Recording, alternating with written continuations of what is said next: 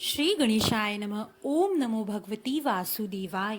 पुरुषोत्तम मास महात्म कथा अध्याय 5। नारद जी नारायण से कहने लगी, हे महाभाग, हे तपोनिधि, अपने चरणों के पास पड़े हुए अधिमास के वचन सुनकर हरि भगवान उससे बोले, हे निष्पाप नारद जी, हरि ने जो अधिमास से कहा सो मैं कहता हूँ, सुनो।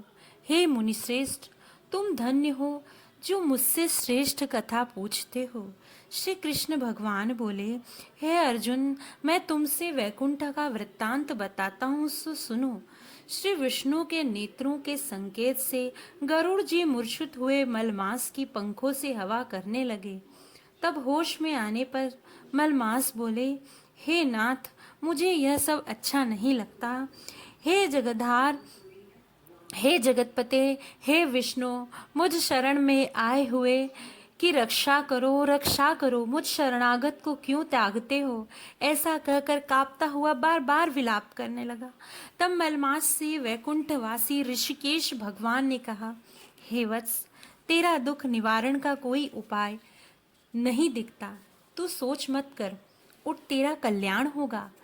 ऐसा कह मन में पल भर में उपाय निकाल कर फिर बोले, श्री विष्णु भगवान, हे वत्स, आओ मेरे साथ गोलोक धाम चलो, जो योगियों को भी दुर्लभ है, और भगवान श्री कृष्ण रहते हैं जहाँ।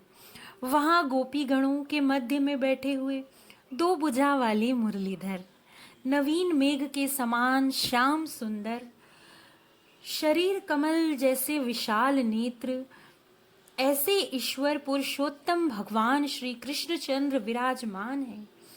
शरद ऋतु के पूर्ण चंद्रमा के समान जिनके मुख की शोभा है, करोड़ों कामदेवों की भांति सलोने, चितचोर, लीला के धाम, पीतांबरधारी, तुलसी कुंद, मंदार और पारिजात की पुष्पों की माला पहने, श्रेष्ठ रत्नों के आभूषण पहने, प्रेम के अलंकार रूप भक्तों पर दया करने वाले, कस्तूरी और केसर युक्त चंदन से लेपित शरीर, वक्ष स्थल पर श्री वत्स चिन्ह और कौस्तुभ मणि एवं भृगु की लात से शोभित हृदय, सर पर श्रेष्ठ रत्नों से जड़ित मुकुट तथा कानों में कुंडल पहने, पार्षदों से घिरे हुए, रत्नों से जड़ित सिंहासन पर बैठे हुए, वे ही परब्रह्म पुराण पुरुषोत्तम हैं।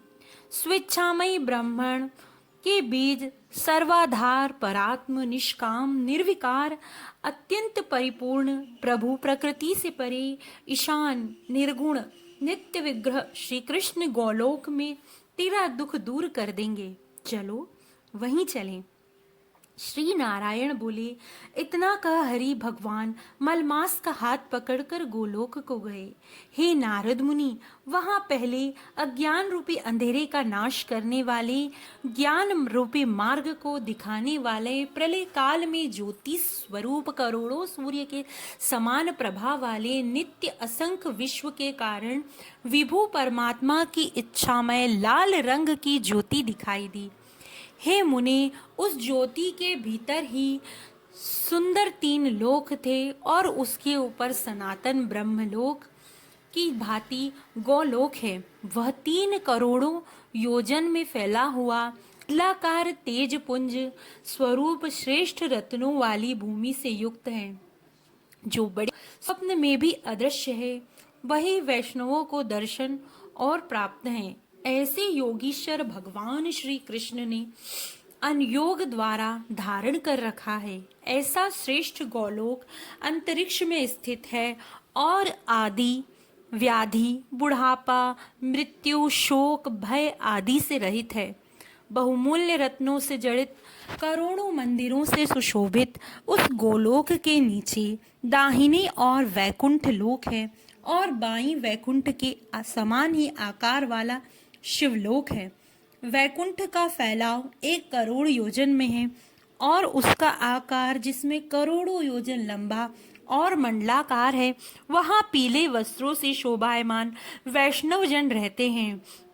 वे वैष्णव शंख चक्र गदा और पद्मधारी लक्ष्मी जी के साथ चतुर्भुज रूप में रहते हैं और वैकुंठ की स्त्रियां लक्ष्मी जी के समान ही सुंदर। उनके चलने से पाजीब और करधनी की झंकार बड़ी प्यारी होती है। गोलोक के बाईं ओर शिवलोक है, वहाँ 1 करोड़ योजन में फैला हुआ काल में वहाँ महादेव के गण सारे शरीर में भस्म लगाए, सर्पों के जनेऊ पहने, ललाट पर अर्धचंद्र धारे, हाथ में शूल पट्टिश लिए, जटाओं में गंगा धारण किए हुए 3 नेत्र वाले पराक्रमी शूरवीर रहते हैं। गोलोक में निरंतर परमानंद कारक परम हर्ष को करने वाली अत्यंत मनोहर एक महान ज्योति है। उस ज्योति में अत्यंत सुंदर एक रूप है जो नील कमल के समान श्याम वर्ण, कमल के समान लाल नेत्र, आनंद जलक, निराकार, परे से भी परे, जिसका योगी जन अपने ज्ञान चक्षुओं से निरंतर ध्यान करते हैं, करोड़ों शरद ऋतु के पूर्ण चंद्रमा के समान अत्यंत दीप्तमान मुख, करोड़ों कामदेव के समान सुंदर लीला के स्थल, 2 भुजाधारी मुरलीधर मधुर मुस्कान युक्त, पीले वस्त्र पहने, श्रीवत्स चिन्ह, भृगु की लाद और कौस्तुभ मणि से सुशोभित हृदय, करोड़ों श्रेष्ठ रत्नों से जड़ित मुकुट और कंकणों से शोभित रत्नों सिंहासन पर बैठे हुए, तुलसी, कंद, मंदार, पारिजात, चंपा के फूलों की माला से शोभायमान वे ही परब्रह्म भगवान श्री कृष्ण हैं, जो स्वेच्छामय, सबके कारण रूप, सर्वाधार, बाल्यावस्था वाले, गोपाल रूपधारी,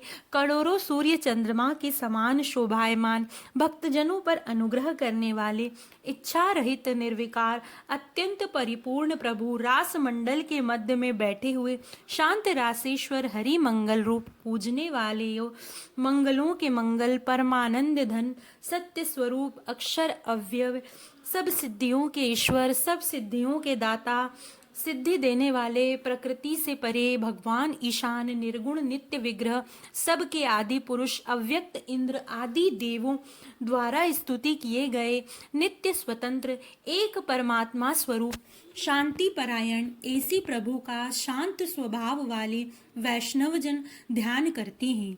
केवल उत्कृष्ट रूप एक भगवान ने ही धारण किया है।